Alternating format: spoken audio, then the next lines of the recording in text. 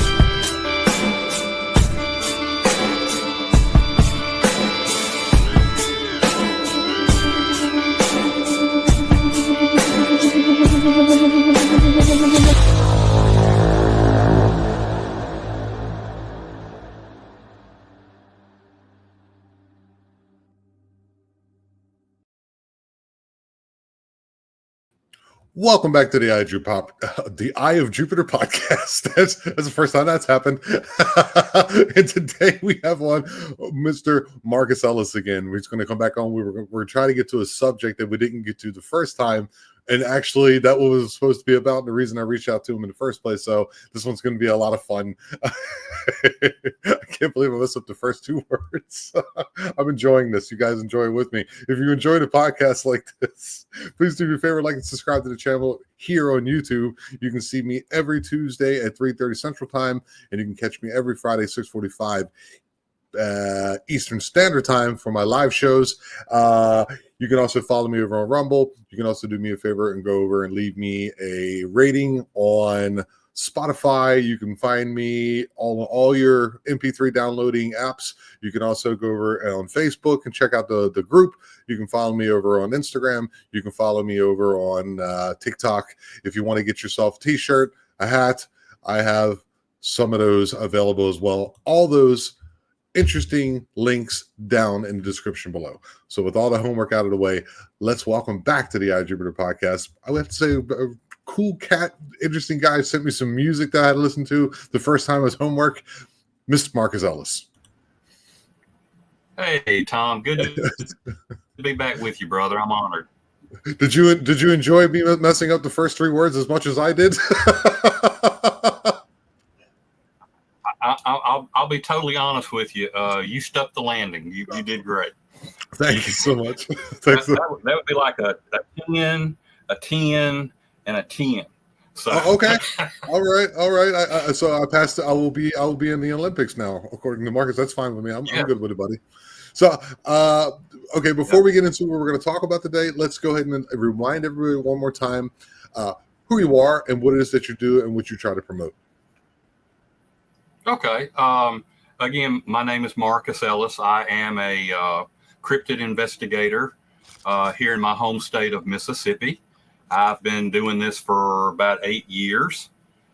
Still boots on the ground, still out in the field, going and doing my research and everything. I am the head representative for the North American Dogman Project. I was appointed to that position probably about 2 months ago, heading for 3 months. So for the entire North American Dogman Project, or just the state of Mississippi? Just the state of Mississippi. I'm sorry. Yes, okay. I'm no the worries. state of Mississippi rep. Okay, cool. No, I couldn't take on the big thing. That's Jody Cook's job. I'm gonna let him have that one. So no, I'm just for Mississippi, but maybe one day. Well, yeah. But I think you like what you do. It's important. Oh yeah, absolutely. I was a field investigator and alien abductee researcher for MUFON for about 5 years. So I investigated UFOs out in the field, and I tried to help people who were alleged alien abductees.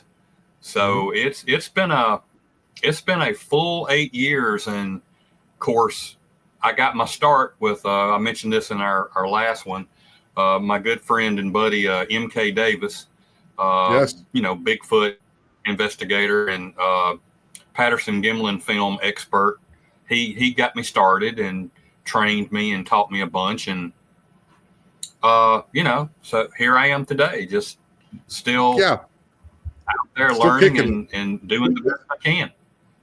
Yes, everyone I've spoken to who is a state representative. So I've spoken to the state representative of Arkansas and the state representative of New York, Alfred Santoriga, and Arkansas is his name fails me at the moment, but yes, Robert Prevost. That's his name, Robert Prevost.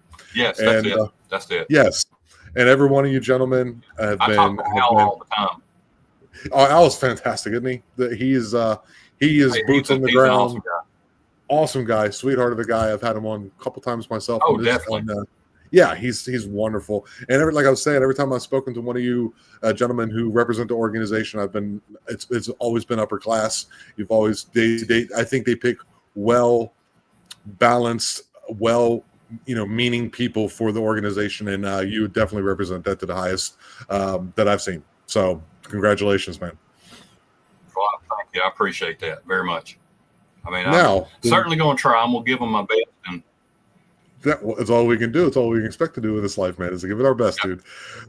Yeah, so the initial reason, though, so last time we just kind of went down that route, some of your experiences and stuff that we can maybe even touch on again today, because some of them were quite astounding to me, I think you posted a post somewhere. I don't know where it was, and you were talking about that you found a black cube. You sent me an email. I'm going to actually put that in right here. Mm-hmm. And this black cube, the representation that you drew for us there, could you tell us a little bit about that? It's quite a fascinating story from what I've heard. Yeah, I mean, I when I encountered this thing, I had absolutely, and I mean, now I still don't know what I was looking at. I still don't know what I saw. Anything you hear me say is just going to be pure speculation, but kind of getting ready for our show, I went back and did a little research and we can talk about that later. But I was in one of my research areas, which is square dab in the middle of a wildlife management area. Mm-hmm. So when you hear me say the term WMA, that's wildlife management area. This place, and this is the crazy thing. We talked about that last time as well. I go to these places and I'm looking for Bigfoot, and I don't get Bigfoot. I get a UFO. I go to a place looking for a UFO and I get a ghost. It's like the craziest thing that happens. Now, a lot of times when I go to places, fortunate, unfortunate, however you want to, if I am doing something that, say, which nowadays that's my primary function. I mainly steer toward the cryptids. It's mainly Bigfoot and Dogman where I focus my time and energies now. I loved being with MUFON. I loved investigating cases and all for them, but I had just taken a new position in my regular work job, and when I did that, it just totally obliterated any free time that I had to do that. So I backed out and reinvested in the cryptid thing, because I can do that at my own time, my own pace, and my own leisure. Right. But yeah, the black cube thing was.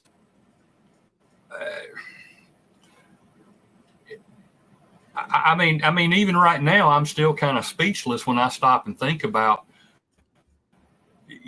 how this happened and the circumstances behind it.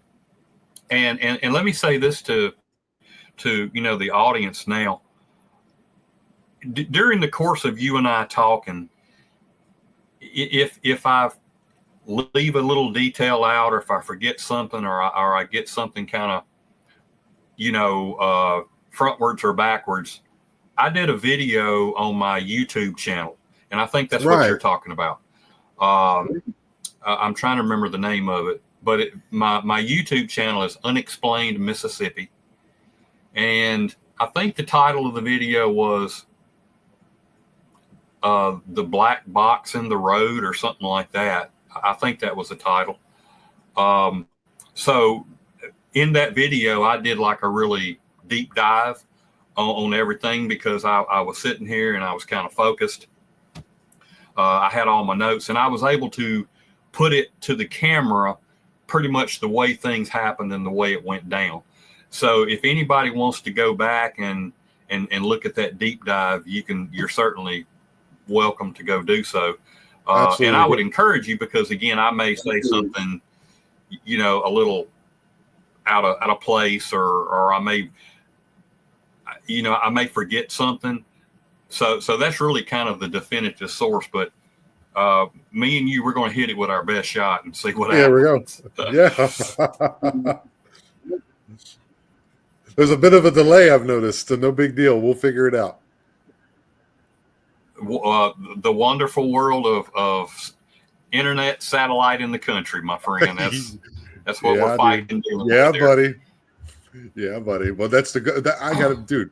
You're living the life, if you ask me. I kind of like that. I mean, eventually, if I could take this whole rig and take it out there to where I want to be, and just maybe call Elon up and give me the special connection, I would do the same thing, and I would be sitting like with nature behind me, the jungle behind me, and you guys would see where it is that I live, because that would be cool.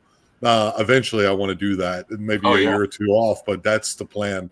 And then start doing my own investigations and going around and actually talking to local people about their experiences. I take my Mexican girlfriend with me, who's going to be on this Friday. So this is good. Well, you guys already seen it, but her growing up, and I'm going to want to take her around when we make enough money with the show, is to go around to different parts of the whole peninsula, go into these Mayan communities that still exist, find a translator, and actually go into some of the really deep Mayan like folklore and experiences and stuff like that. That's the plan, dude. Yeah, that's awesome. And you've got so many things you can go chase down and look at where you're at, because you've got lots of temples and mounds and all type of what I think is possible Nephilim architecture, things that go back to the ancient Nephilim. I mean, that's a passion that I've acquired over the last few years. And of course, M.K. Davis, when he started teaching me and training me, he was all the time talking about the Native American Indians and Indian mounds and giants and all. And I'm sitting here, riding around with him in his Jeep, and I'm like, giants? Is he talking about Bigfoot? What's he talking about? And no. Of course, then I get it. He's talking about actual giants that have been documented from where you're at all the way up through Canada. So yeah, the Middle East you've got something. The Middle East really is like riddled. Yeah, the Middle East is riddled with them. Like, absolutely. The famous one is the Giant of Kandahar. Just go look at that. Look up that. That's recent too. That's not even that long ago that happened. Right.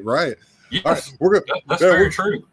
You would love. We're gonna get through this black box story if it gets both of us in the end. But we're gonna get through the story, and then we're gonna keep talking, because I love talking with you. You're so you're like a cornucopia of like just ideas and stuff. So we're gonna have a good time. Okay, let's go to when this happened, where this happened, and how this happened, dude. Because it's eating me up. Okay, all right. Well, what happened was, this happened. I'm checking my notes here. This happened on March 26, 2022. And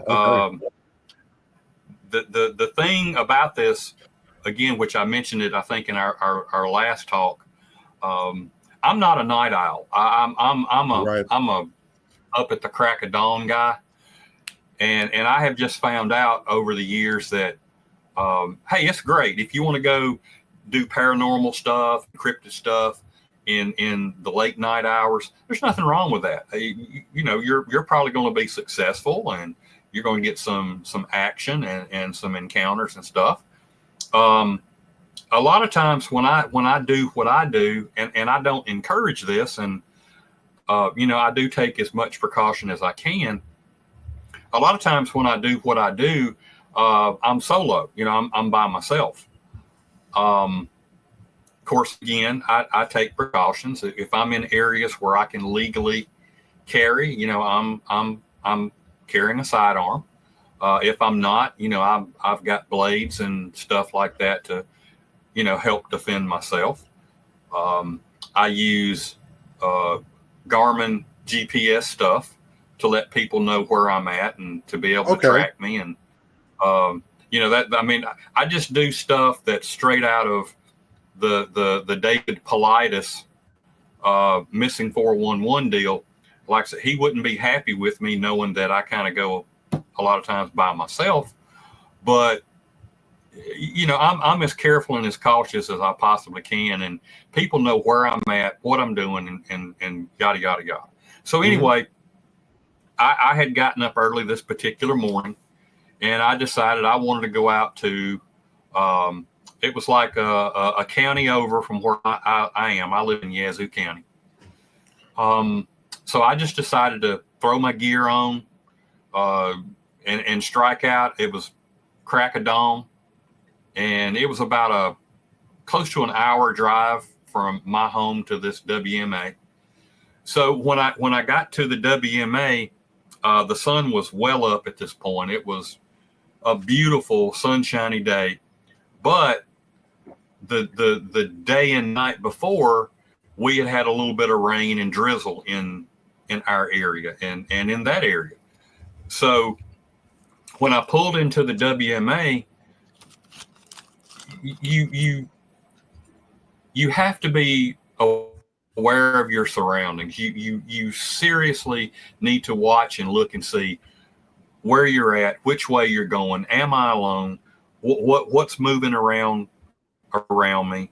And I'm not necessarily talking about cryptids. I'm talking about people, right? Because some people are up to good, but you have that small percentage of people that are up to no good. So I'm just kind of watching the roads and looking, you know, before I go into the WMA, what am I driving into? So I'm looking ahead of me, and up ahead of me, I can see no tire tracks. The gravel's like got this little light powder, and you can tell the only thing that has touched it is where the little raindrops had hit it. So the road in front of me was bone dry. And that's important. That really comes into play here. So I want to stress that right now. I start down the WMA, and I'm heading for this place that's called, some people call it Long Bayou. And it's a good little haul. I mean, it's probably 5, 6, 7 miles from the entrance of the WMA. So I got a little ride in front of me. So as I'm going down through there again, there's nobody moving around in the WMA, no vehicles, no cars. It's quiet as a church mouse. And again, no tracks in front of me. Nothing has come either way. And I'm looking behind me in my rear view mirror, and I'm seeing my tire tracks that is being left behind me. Right. And at the time, you know, I wasn't really dwelling on that. But after what happened, it provided me with a huge clue. So I get to my little research spot, and I get out, and you know, I've got a tri-field meter. I've got a couple other gadgets that I set up around my vehicle just to see if I can get anything, you know, some K2 meters and some different things. I'm just experimenting and trying to see what I can pick up, if anything odd occurs, whatever. So I'm parked down this little side road, and it's probably, I'm going to say maybe 50, 60 feet from where I'm parked to the edge of the road, the main road that I just turned off of. So I walk out to the road and I look both ways. Don't see nothing, don't hear nothing. I go back to my vehicle. I'm playing with my gadgets. Nothing's going on there. I'm not hearing any wood knocks. I'm not hearing any odd sounds. It's just the birds and the insects and everything. Everything's just normal. So I decide after, 10, 15, 20 minutes, it looks like today probably going to be a bust. I'll grab my camcorder and I'll just do a little video. And if it, if I don't fumble up and say something silly or whatever, I might be able to throw a little video on for my YouTube channel. So I get my camera and, I've got it, kind of in my hand or whatever. And I walk out to the road and I'm just, documenting to the camera. And usually what I do is I'll pan to my right. I'll look down to my right to see if anything's moving. And then I'll look to my left, which is the way I came in. So I had done this 2 or 3 times. And on like maybe the 3rd or 4th time, I think, I still got my camera going and I walk out to the road. And I look to my left, or excuse me, my right, and I don't see anything. No traffic, don't hear nothing. I don't hear no vehicles, nothing whatsoever man-made at all. Just birds, crickets, just normal stuff. Well, I pan my camera to the right, looking down the way that I drove in, and I see this black object sitting in the middle of the road. And, I'm still running my camera. Of course, I've got the lens pulled all the way in. So to my naked eye, this thing was a lot closer. I would say it was probably 250 yards away. It wasn't very far at all. Might have even been less. But I see this black thing there, and the first thing that goes through my mind, because I'm alone, I'm like, oh goodness, I got somebody driving my way. Right. And of course, I immediately go on alert because I'm not near my vehicle. I've got a little jog to get back to it, and I don't know who this is. So I probably need to hot-foot it back to my vehicle and at least get inside of it so that if I need to pull out, I can pull out and leave. So I do that. I immediately, within just a few seconds of seeing this big black thing sitting there, the first thing that goes through my head is it's a big black pickup truck. It's John Boy with his big jacked up truck, and he's heading my way. He's cruising through looking, for deer to run out in front of him or something like that. So I turn back to my left, and I literally start walking very fast, and then the next thing I find myself doing, I'm running for my truck because the gears are finally starting to turn, and I'm realizing to myself, number one, all of a sudden I've got this little fear inside of me, and I don't understand that. The next thing I start realizing is I didn't see tires. I didn't see wheels. I didn't see a grill. I didn't see a bumper. I didn't see a windshield. And this thing, I'm going, that thing's at least 8 feet tall. And it's a solid black square. So I throw myself and my camera on the front seat. I crank it up and I start easing toward the road, just that 50, 60 feet that I've got to get up to the road. And this is happening within a minute and a half, as long as it took me to run to my truck, hop in, crank it up, and start easing up to the road. And before I get to the road, something goes off in my head. It wasn't something external. Let me say that now. It wasn't a voice from somewhere getting beamed into my head. I'm not saying that.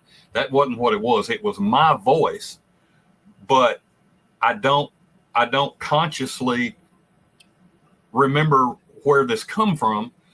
But my voice said, "You just saw something you were not supposed to see." Wow. And when that thought went through my head, the hair on the back of my neck just stood straight up. And I, as I'm creeping up to the road, I am all of a sudden I'm enveloped in fear. I'm scared. And all morning long, I didn't have a worry in the world. I didn't have a care in the world. But I'm realizing now that I just saw a big, huge, cube-shaped, solid black object sitting there in the middle of the road. It was so big, it was probably 8 by 8. You would not have been able to get around it if you were in a vehicle like a little SUV like I was, or a pickup truck, or even a car.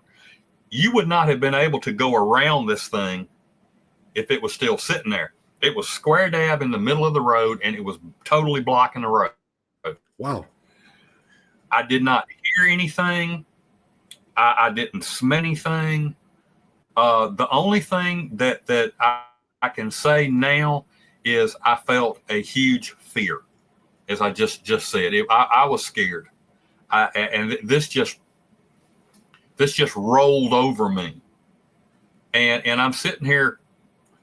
The next thing that goes through my head was, I've probably, like most of your listeners and viewers, I've been keeping up with the television show, The Secret of Skinwalker Ranch. And, that place has just got all kinds of wild, crazy things going on.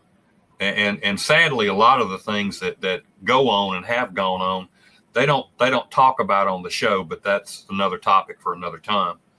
But in one of the episodes that I had recently watched, they were sitting around a picnic table in the middle of the night, and all of a sudden, one of the guys looks over on this little hill, not 15, 20 yards away from them, and they see this golden, it's like a box, like a cube. I think it was Travis who saw it, but it wasn't very big. It was probably about that wide, and probably 2-3 feet tall. And of course that freaked them out, and they're trying to figure out what it was that they just saw. This thing was just floating there in the air. I guess watching them, observing them, or whatever. So that was the next thing that went through my head. Did I just see something like what they experienced? Because I had never heard any reports of black boxes and cubes and stuff like that.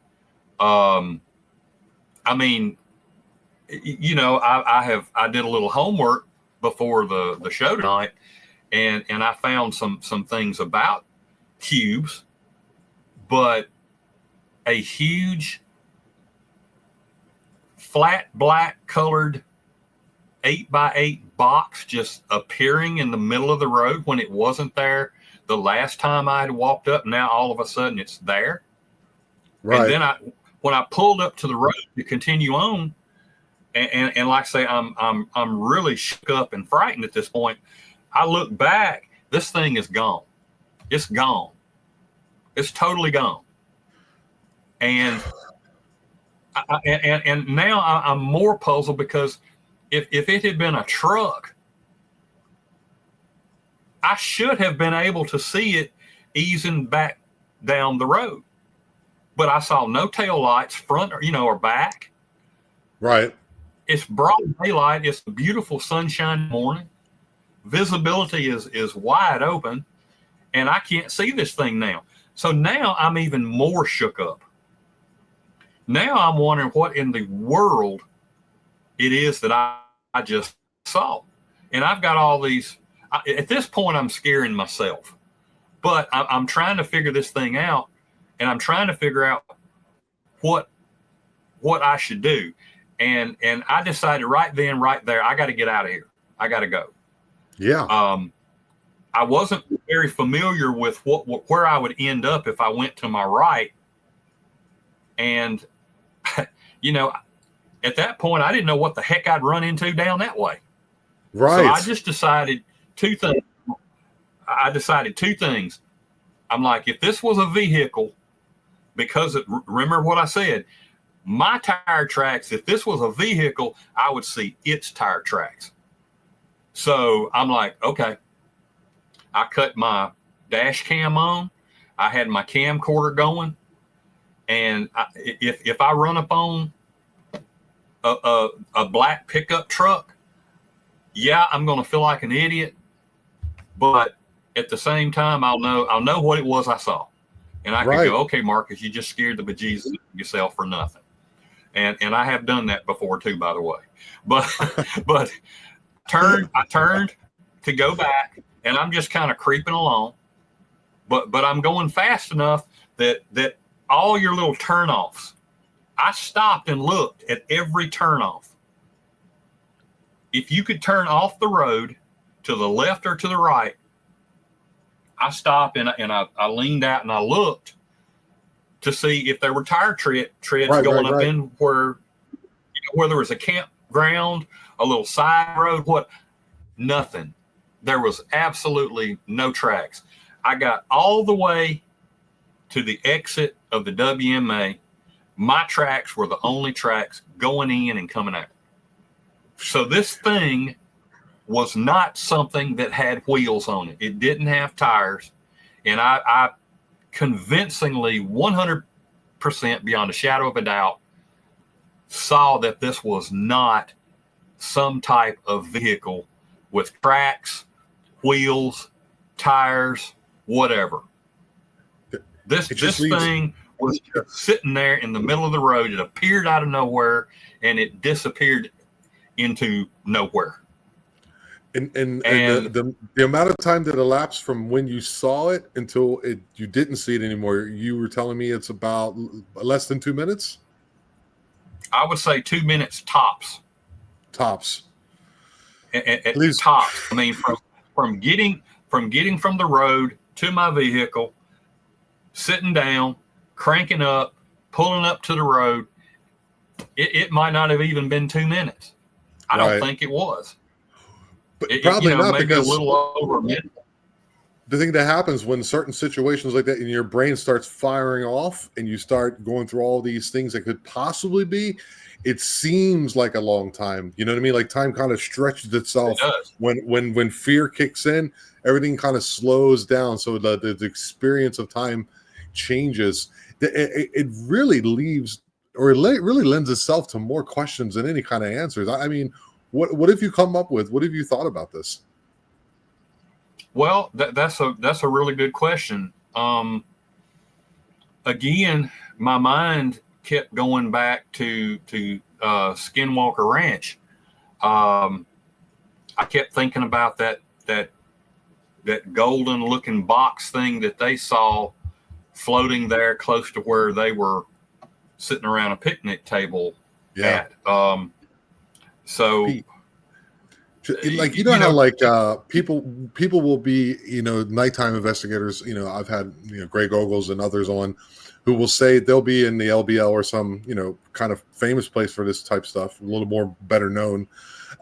They'll see a portal, like, and they'll see it, as he's told me, like he'll see it and then he'll walk to the side and see how it actually angles, like where it's not three-dimensional. Like, who's to say this is some type of something like that, but like in the daytime, where like we might perceive it as some type of metal or in the worst case wood type structure, but maybe it's something else where like if you got near that thing, like it gives off those kind of vibes because it's so opposite of whatever this reality, this 3D dimension is, that it makes you upset like that. You know what I mean? So that could also be a part of the time. Right. And another thought too is when we look at Bigfoot encounters and some of your Dogman encounters and things like that, even UFO encounters. Bigfoot and I'm hearing Dogman too, but probably more so with Bigfoot, they emit infrasound. And Right. infrasound can affect you in loads of different ways. And one of the things that infrasound can instill and bring on is a huge amount of fear. I've experienced it twice. The first time me and MK were in one of our little research areas, and we both got really bad, sick at our stomachs. I mean, both of us at the same time. We both got better minutes later at the same time. I went back to the same place, the same research area by myself, and no sooner had I got out of my vehicle, I was just absolutely terrified. I mean, it rolled over me like a wave. So I don't know if this thing was emitting something on purpose to keep you away from it, to warn me off. I thought about a portal. Maybe this is some type of portal that just opened up in this WMA. It made me think of two other things too. It made me think of two other things. I'm sorry, the time thing makes it where we can't really bounce off each other the best we wish we could. The delay. But I was thinking, like, I don't know what you know about Islam, but they have that giant black box in Mecca. I think it's Mecca. Yes, it's in Mecca. Yes. That they circle around. I hadn't even thought about that. And then you also have the devout ascetic Jews in New York, where they wear the little black boxes on their wrist and on their forehead. And then you also have the 6-sided thing on Saturnalia, the Saturnalius, the black on the pole of Saturn. It's a 6-sided thing, and if you take that and then fold that up, it also makes a cube. It's just where my brain just went. Why would they go around a black cube like that? I mean, this is pure and utter speculation. You got anybody you want to correct me in the comments, or you say I'm ignorant? That's fine. I'm not trying to be ignorant. I'm just trying to imagine. I'm with you. We're literally shooting in the dark here. This gentleman, Marcus, is out there in the field. Yes, please. I don't know what this thing was. I mean, I would be a liar to tell anybody listening or watching what this thing was. So, was it sitting square to the road? And their theory is just as good as mine. Was it sitting square? Was it sitting square to the road, or was it like angled where, like, you know what I mean, like angled where you can see the 3D-ness of it? It was sitting square. It was sitting square dab in the middle of the road. It was not angled or anything like that.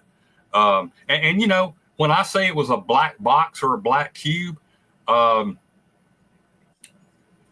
that you're hitting me with this, I don't think I ever really saw the side. If I did, I didn't see much of a side. Because again, when I saw it, my first thing was, you need to get in your vehicle. You need to go. Right. So I was just like, I was just overcome, because again, at first off, I thought it might have been somebody up to no good trying to creep up on me or something. But then, like I say, when I started moving toward my vehicle, I'm like, there's something wrong here. Something's not right about this. But again, I considered that this could have been a portal. This could have been something that just manifested. I also considered the possibility, what if this was a landed UFO? Right. What if this was a vehicle from somewhere else that popped in or landed, and here I am. I'm in the wrong place at the wrong time. Right. Unexpected. Like, this guy's in the woods here. Why is he here? Because excuse me, like, you have the 411 stuff when people understand, like, these natural wildlife areas and state parks, national parks, these things, a lot of them are huge, and most of the time they're uninhabited. There's people, we have our, Dogman researchers. If you get special permits, you can go hunting. You might, ones that are a little more popular, certain parts of those are maybe, hikers are out there and things like that. But when you're in a place like where you're at, you could just be, it's just like you're saying, wrong place at the wrong time, dude. It's really weird. If you guys if anybody knows Well, anything about this, please write in the comments. I'm blown away by this. This is weird. Yes, I would love to hear if anybody else has heard anything about, this phenomenon. But you used a word just a moment ago when you were talking, and that word that you used was government. The next thing that went through my head while I'm driving along there, what if this was a government object? What if this was something our government was playing with and messing around with? What if they put that thing there? What if they had it materialized there? What was it? What was its purpose? Was it some type of drone? Was it some type of weapon? Was it some type of portal that they're able to control and utilize? I don't know, but again, what I do know is this. Something inside me said, you need to get the hell out of here. Yeah. You just saw something you're not supposed to see. That was the main thing that was punching me in the back of my head. And trust me, if that was me saying that, I believed every word I was saying. I saw something that I was not supposed to see. Wow. And it was time to vacate the premises. Were there fields close by, or was it just completely wooded? It's wooded. It's wooded, swampy. There were no open fields. Okay. So, because I was thinking, so it could be like, there were no fields that this could have drove out of, and suddenly wound up in the middle of the road. That's not what I meant. What I was thinking is, like, if there's a field there that, maybe it would be something that would be set in the field, but maybe there's no space for it. The only place for it is the road. Or it could be intentional that they know that there's a road there. And if it's something like, say, for example, you're early in the morning and you're out there, and it's, you still got a little, crust in your eyes and you're rolling around. We got your cup of coffee going. And this thing just drops right in front of you. You just drive into this thing, and who knows what happened. It is such a remarkable and unusual an account. I haven't heard anything quite like it, which is why I reached out to you to begin with. I was like, what is he talking about? It's incredible. All right. Well, again, when I got home and I was processing this, I was just as freaked out and, just as confused as, probably more so. So I reached out to some other paranormal investigators, and I hit them up and, hey, have y'all ever heard of anything like this? And the closest thing that I did come up with, oh gosh, I'm trying to think of the name of the guy, but he has a research area, him and his team. I know Jessica Jones. Trey Hudson? Yes, Trey Hudson. Bingo. He sees cubes. He sees cubes too, but they're not black. They're different. They're not black. I think they're more so kind of clear and translucent. Yes. And supposedly team members have walked into these things, which, my God, I can't even imagine that. But anyway, and when they go into it, their heat signature disappears.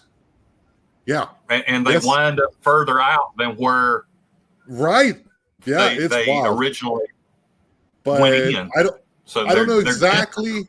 What's interesting about this too, because to go with Trey, you have to have an NDA, a non-disclosure agreement, because he doesn't tell everybody. You might be close to that area without knowing it, because I think he's somewhere around there. You know what I mean? You might want to reach out to him. And then to say, look, this is what I've experienced. I don't think this is Trey's area. I feel like if when I was asking my questions and I'm not sure if I'm trying to remember who it was I talked to. And I might have actually chatted with Jessica. I don't remember now, but I think if I had been in his area, he maybe he would have reached out, but what he's describing, the locale and everything, that's not. Yeah, I think it's another state. It's another state, but it's not. It's another state. Too far away, but okay. Look, he was telling me about this region. No, it's not. I'm trying to make a little connection here, because what he's saying about this region is Yeah, that sure. it's not just, it's called the Meadow, guys, the Meadow Project. Look it up. It's Trey Hudson. Actually, Right, the Meadow I have an Project. episode, right? I had an episode with him on. You guys can go back and listen to it. But he was saying it's not only Oh, this okay. meadow, it's not only this meadow, it's other places around it that are also happening too, where he thinks he's walking out across a creek, but he's actually returning, and there's a lot of confusion, but it's not localized to a, like, I think it's like a 2-acre field or a 4-acre field, whatever it is.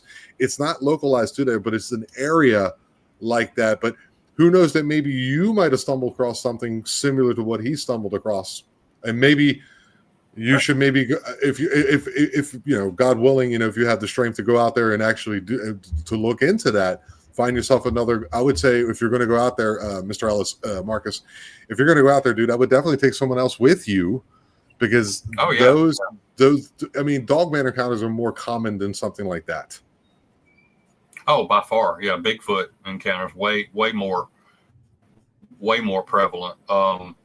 Yeah, I've been back to that place a half a dozen times, and I've never seen or experienced or felt anything like that. I could be really wrong. I mean, I'm not there in that place 24/7. I don't live there. That black box may pop in every other day. I mean, who knows? But all the times that I've gone back and tried to find evidence of it or see it again or whatever, it's never been there. And I'm gonna be frank with you. I don't think I want to see something like that again. I mean, if I was to see, you know, if I was to have another Bigfoot encounter like the two that I've had, which I always, you know, laughingly say is my dream encounters. I'm way over here and it's way over there. Same thing with my Dogman sighting. I was way over here and it was way over there. You know, I'd take that any day. wow. But to see that black thing again, and then possibly, and I know I'm maybe cracking wise here, and I don't mean to, but because it's really not funny. But you know, to run the possibility of being in one of David Paulides' books, no, I don't want that. I mean, I think I'd rather see a horde of dogmen charging at me or something before I'd want to see one of those black things. Yeah, it's the fear of the unknown that gets us the most. You know, someone who, like myself, who hasn't had a Dogman encounter and who hasn't had a Bigfoot encounter and hasn't had, of course, this black box encounter that you've had, sees them as being similar. For me, a black box, I can kind of like just walk away unless it starts floating and moving. That's a different feeling for me. Just from this side of the golf, whichever golf you want to call it now.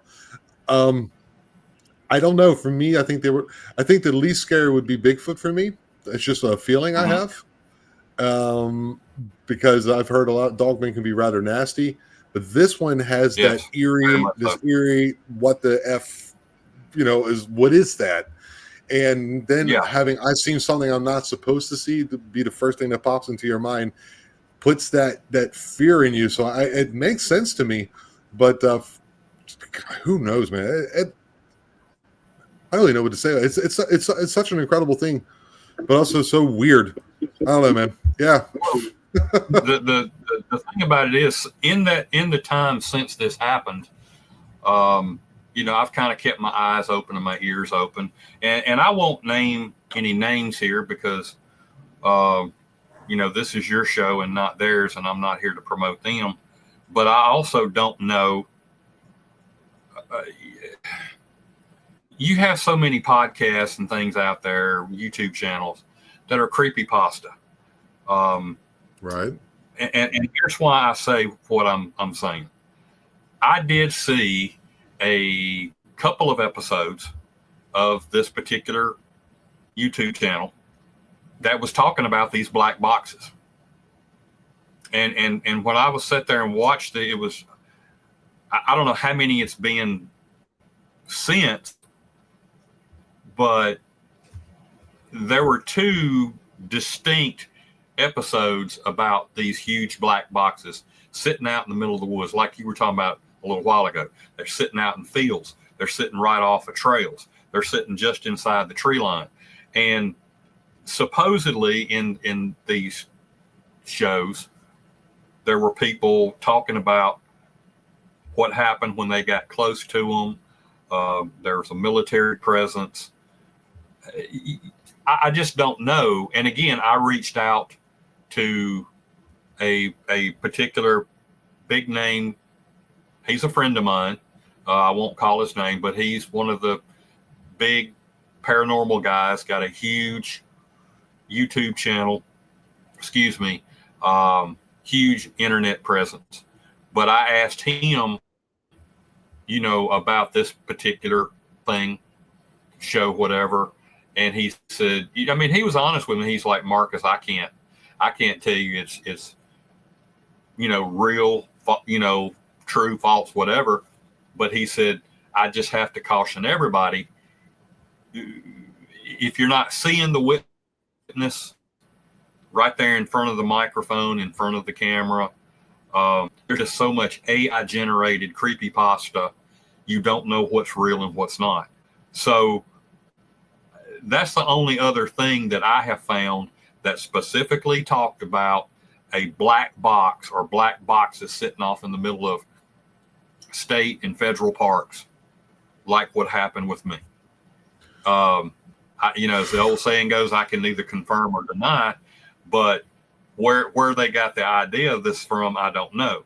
But the cube-shaped thing does pop up. When I was a field investigator for MUFON, the cube-shaped UFO was a thing. People did, have encounters with cube-shaped UFOs. And, I was able to find a couple of things here that that kind of popped out at me.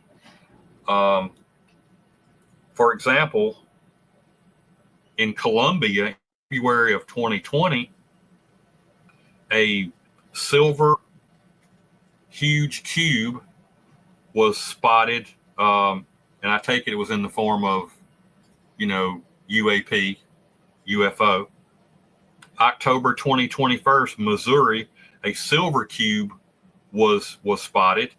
September 31st, 2024, in Prague, a white silver cube was seen. And then when we had all the information and data come out about the 2017 Department of Defense, disclosure, release the videos, the Tic Tac, and all that. Right after that, Ryan Graves, who was a former military pilot, he's become quite famous now for. I think he even has a podcast talking about UFOs and stuff. But Ryan and some of his flight members, they encountered these cube-shaped UFOs. They were clear.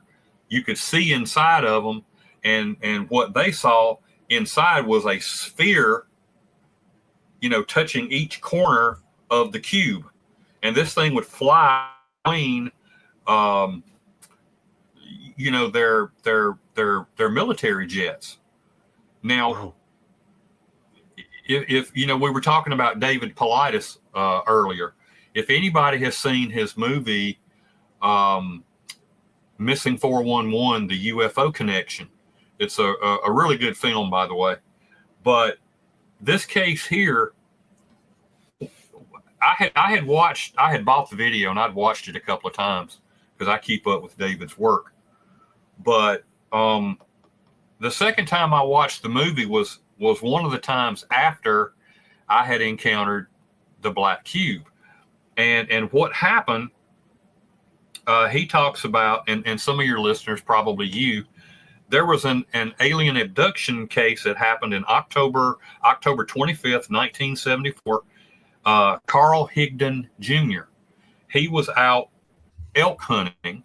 He was 41 years old at the time.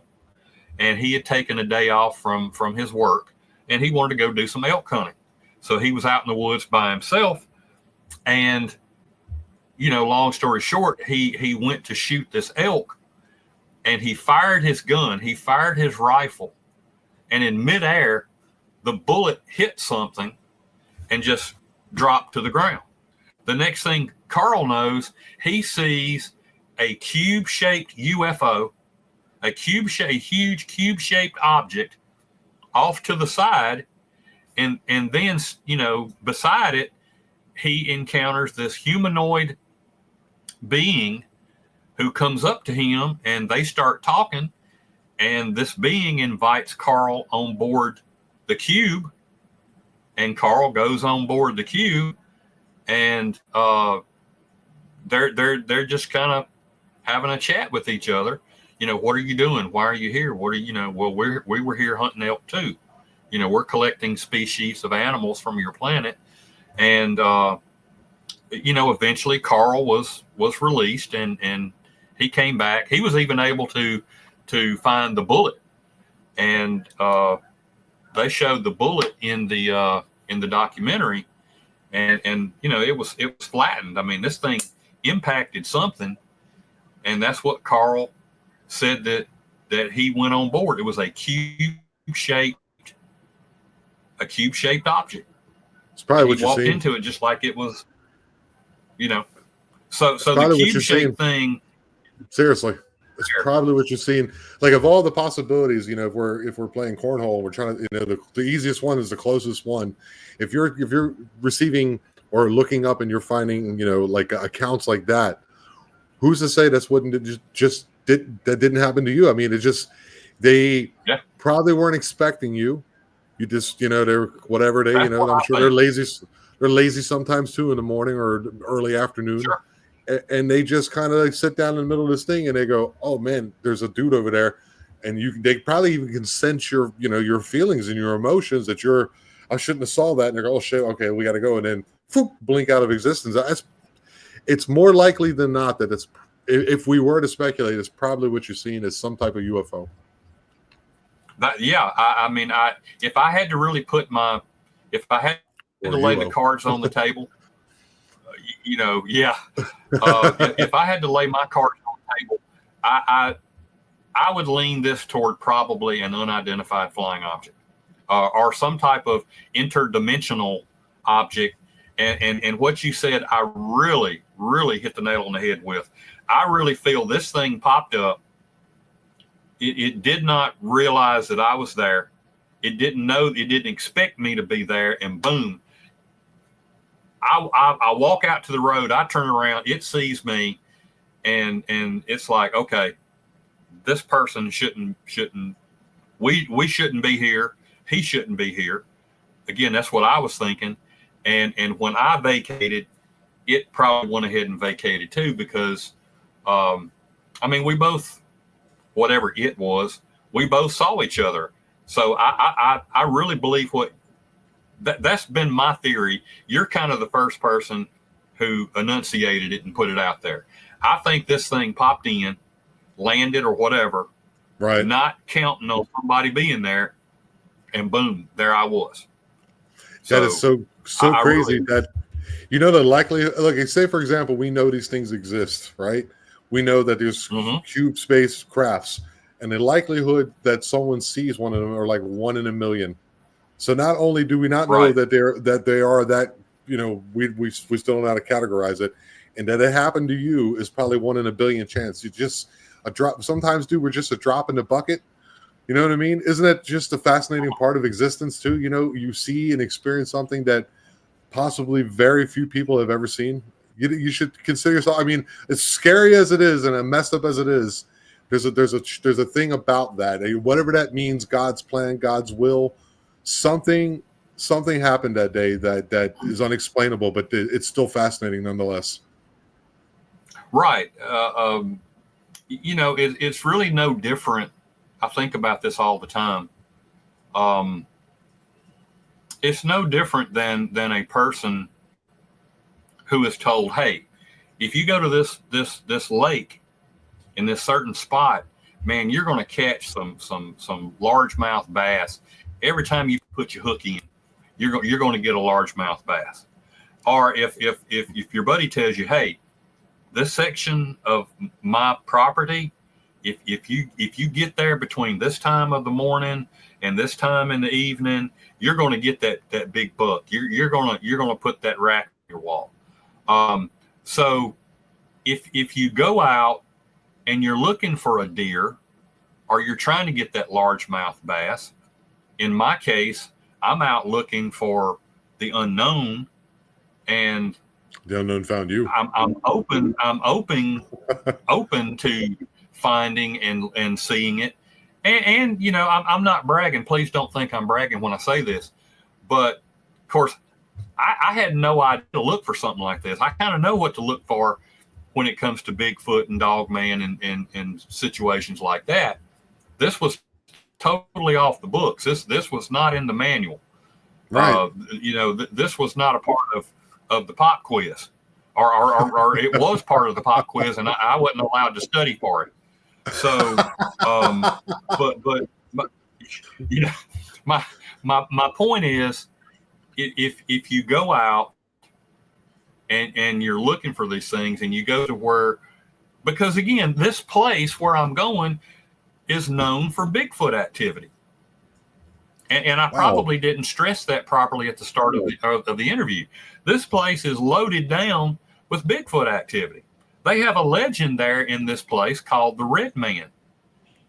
And it's a orangutangish orange Bigfoot, or Bigfoots, that have been seen there. My first Bigfoot I saw was on that very same road, about 4 miles past where I saw the black cube, same road, when I saw what I think was a juvenile Bigfoot lean out. He was looking, you know, the opposite way from where I was. He leans out of the grass and then leans back in, and he's gone. And it was a reddish orange colored, orangutangish colored Sasquatch. Right. And I know what I was looking for. And that's the same road, same WMA, same road. Wow. So how many people do another piece? How many people, or how many friends of yours, or you know, you don't have to tell me, but like, are there other researchers in that area? No, but pretty much me and MK are about the only two people that go into that. That's that I'm aware of. If there are other researchers that go there, and again, you know, I always tell this, and I think a lot of researchers and investigators will do this. You know, we always use the tag an undisclosed location. So when I put a video up, I'll say I'm in an undisclosed location, because you have to. People do live out there. Right. You know, people have hunting cabins and property out there. And the last thing I want to do is be the guy who, well, yeah, that big mouth, you know, idiot looking for Bigfoot. He's got all these cars coming down my road, and they're shooting and drinking beer and stuff. I don't want to be that guy. I'm not going to be that guy. I'm not going to trespass. I'm not going to go where I'm not supposed to go. I'm not going to do anything I'm not supposed to do. So I'm very careful about, you know, who I tell, and really, right. MK is about the only person who knows.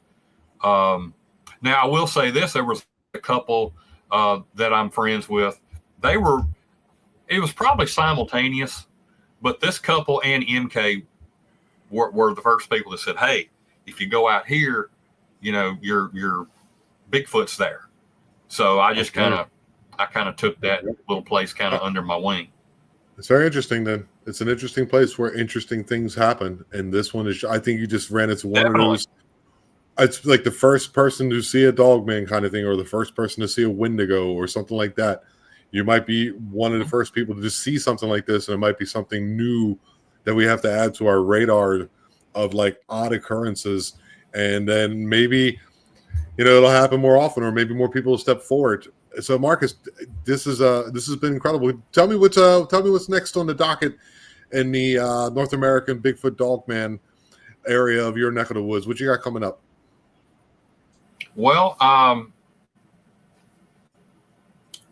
I can't think of anything really specific. I will say this, as far as the North American Dogman Project, if you go to our website, NorthAmericanDogmanProject.com, and yes, that's a pretty big mouthful.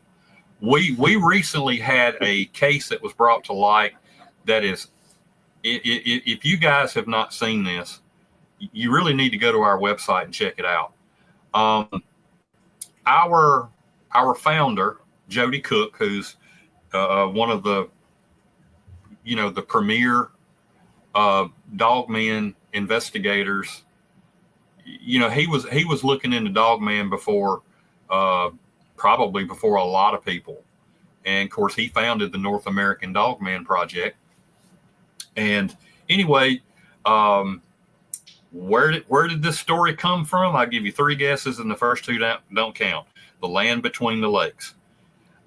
He was contacted by some people who had been in the LBL, and they were on their way out. Now, I don't know anything about the people. Jody does, and I'll leave that up to him if he discloses anything about them. So I really don't know anything about them. But what happened was they were on their way out of the LBL. I think it was nighttime, and they had a thermal camera going, and they were just kind of filming as I take it they were walking or driving out of the LBL, and something caught their eye, and they stopped, and they ran the film footage. And when they got home and started looking at it, they were gobsmacked by what they found. And what they allegedly found, and you can see the stories at our website, what Jody and a lot of the other NADP guys, I'm very much leaning that way with them. But what this footage allegedly shows appears to be a female dog man or dog woman holding a pup. And the footage and stuff is just really, really cool. I mean, when Jody first started telling us about it, he was really excited, and I don't blame him. It's a heck of a case, but we've got a lot of YouTube videos that you can access and watch detailing the case. And I would encourage anybody, if you're a dog man, person that's interested in the subject, you definitely need to go to the North American Dogman Project and check this out. And I've made some friends up in the LBL. Martin Groves, he's become a really close friend to me. Martin is just one of the sweetest guys. And I watched a video clip of Martin a couple of weekends ago. And look, I knew Martin was smart, and I knew that he was just a good old down home country Tennessee boy. But when I listened to him talk about the LBL, this certain section of the LBL, what he talked about when it came to the Native American presence, a connection to the country of France. Okay, I think most people, you've heard of the story of the Beast of Gévaudan. Way back in ancient times in France, there was this werewolf creature that was roaming through the countryside, just people left and right. Well, eventually, the Beast of Gévaudan, who was viewed as a werewolf, a shapeshifter, it was viewed as a werewolf. It was eventually shot. Well, one of the people who was party to the trapping, shooting, and of the Beast of Gévaudan came over from France and ended up square dab in the middle of the land between the lakes and bought land and property there. Wow. And when Martin was talking about this, I'm like, I'm like, so one of the guys who helped kill the beast of Jevudon ends up in what is modern day Kentucky in the land between the lakes, where we've got just Dogman activity central. Yeah. I mean, that's crazy. And Martin found this out. Have you been to the LBL? I've probably asked you this before. I have not been to the land between the lakes, but as crazy as that may make me, I'm going. I've got to go. And I'm hoping maybe I can meet up with some of the people that I've become acquainted with. Martin, I think Martin is not doing well right now. I think he's sick, so he could use some prayers and thoughts. Yeah, absolutely. Yeah, I've been trying to get Martin on for many years, but he's a very busy man. But that's none. One time we had a storm and a tree hit his house, and we couldn't do it then. And then his books picked up, and then he's getting out there, and he told that his story, his encounter in '93, which is, if you've ever heard that anywheres, I think the best place to listen to it is over on Tony Merkel's channel. If you ever listen, I listened to that like 4 times before starting this podcast. I think I've listened to it 4 or 5 times too, and I hear something new from it every time. And you know, you're talking about me in this black box and me being scared. I can't imagine what him and his partner went through that night. I just can't. No, he still has PTSD terrifying from it, man. He says PTSD from it. He won't even go in there. He'll be like, yeah, it's over that way. And oddly enough, also very interesting, Dogman always sees the show up at cemeteries, and the LBL is full of them. Well, let me tell you this. One of my research areas has me and MK call it the gates of hell. It's 3 Indian mounds, and it's basically they're basically in a triangle. You have a huge main mound that is on one side of the road, right next to the Sunflower and Yazoo River. Then across the road, you have the 2 mounds sitting kind of across from each other. Now this is the crazy thing. Every time I have gone to those mounds, every time, when I'm at the 2 mounds that are, you know, across the road, the 2 that are basically across from each other, right, I have never had a bad experience. Now I've heard weird things while I would be hiking around those mounds. I mean, I've where those 2 mounds are, I found some huge canine prints. These prints were 5 inches wide, 5 inches long. They were huge canine. And that's how I met Martin. You know, I sent Martin my pictures and said, hey, I'm not saying this is a dog man, and I'm not. But these prints were above average. And when I told Martin where I found them at, you know, where these 3 Indian mounds are, he was like, well, you better be on your P's and Q's, because Dogman, Bigfoot, they're linked to Indian mounds.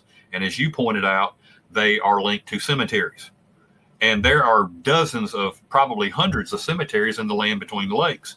Yes. And now the main mound where you know, the big one, the main event, so to speak, every time I've gone over there at that mound, I've had something negative happen every single time. I have had just, yeah. I'm sorry. You know, most of the time when I go, it's no, you're right. I mean, most of the time when I go, I'm a genius. You know, I wait when it's hot and it's summertime and the grass is this tall and the water moccasins are out. And I go, okay, Marcus, you can't go over to the main mounds. Let's go walk around the 2 good mounds.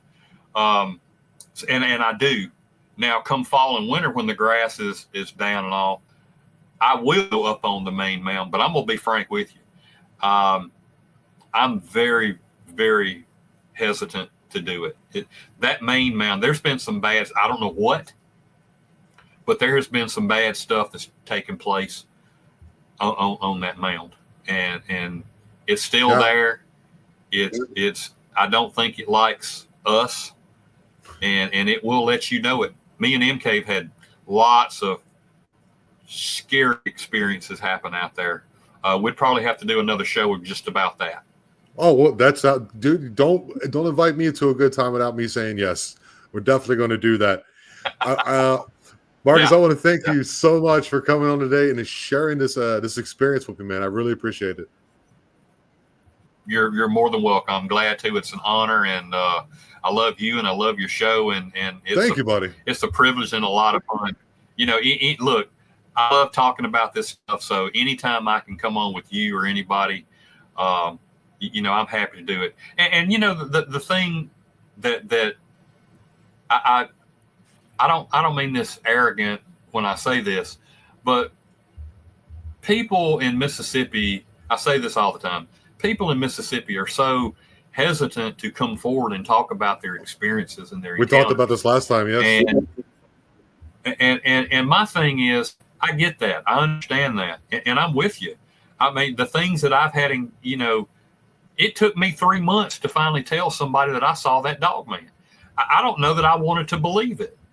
But finally, I just, after all those weeks, I'm like, okay, dude, you've eliminated everything else that it could possibly be.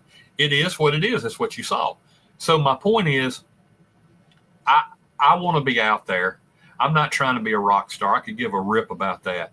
I just want to be out there and let people know that I'm here through my website, through Facebook, NADP, whatever. And if you do have an experience and you want somebody to talk to, I'm not going to laugh at you. I'm not going to make fun of you. If you don't want me to use your name anywhere, anything, you know, confidentiality is you know, that's a given if that's what you want. I just want to be able to help you if you need help. And I want to listen to you if you want somebody to listen to you. So that's why I'm doing what I do. I mean, yes, I love this. I love, you know, getting out and hiking and exercising. And I love the mystery and Yes. You know, the thrill of the unknown. But, you know, that being said, I try to keep my head on my shoulders and be careful and cautious. You have to. But that's why I'm here, you know, Tom. That's why I do what I do. Yeah. And I do what I like doing what I do. What I'm trying to do is connect people with other people.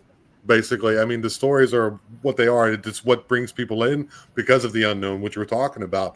But at the same time, I'm trying to create or foster a community. I hate that kind of words, but to get people that I enjoy being around who are just open for anything, but at the same time, are not going to, you know, condemn you for your experiences. And that's really important. So where can they reach out to you? Not just people in Mississippi, anyone can read from anywhere, and then he can direct you if you need that help. Where can people find you at, Marcus, if they've had an experience they want to come forward with?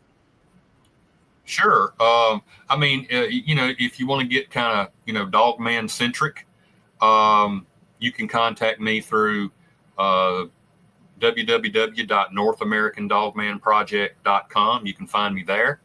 On Facebook, I have a North American Dogman Project Mississippi chapter group. It's open to the public. You know, you can come join up, and as things happen with the NADP, I pop stuff up there, so you can contact me there. I have a website, www.unexplainedmississippi.com. You can contact me through the contact button, and my email address is unexplainedms@gmail.com. So you can. I'm pretty easy to find. Awesome, it's not too hard to track me down. No worries. Dude, and YouTube, Unexplained Mississippi at YouTube. All right. There seems to be a theme once again. Thank you so much, dude, for coming on, and we'll do another one later on. We'll talk about the mounds and what experience you and MK Days had out there. I'd love to hear that. I'd love to hear about that.